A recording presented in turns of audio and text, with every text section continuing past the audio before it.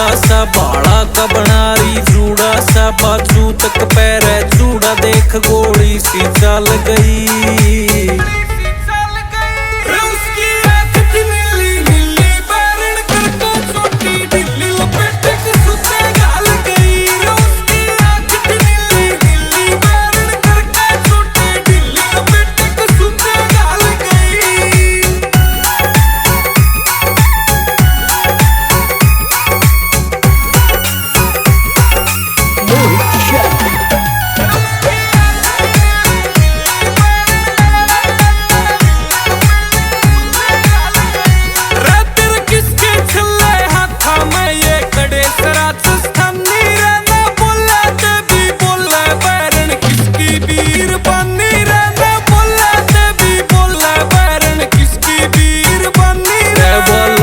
जीते प्यारी से के राम त मिल के यारी से वा जिसके ब्याली जारी से करे उसने न्याल गई।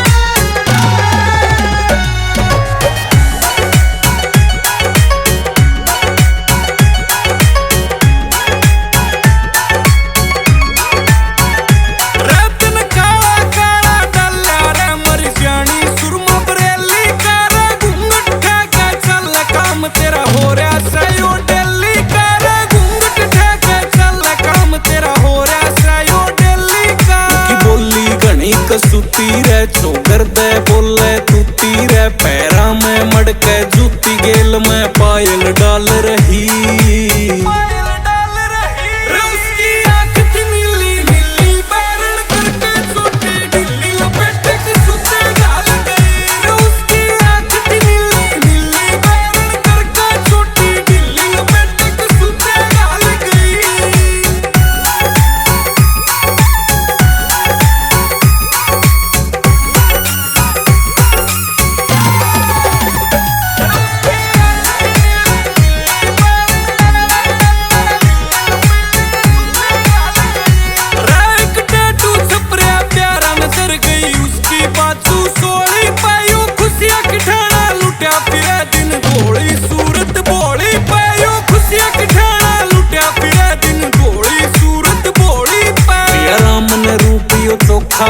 एक नाक में डायमंड कोका रे टेम कटायो खा बैरन करवा काल गई।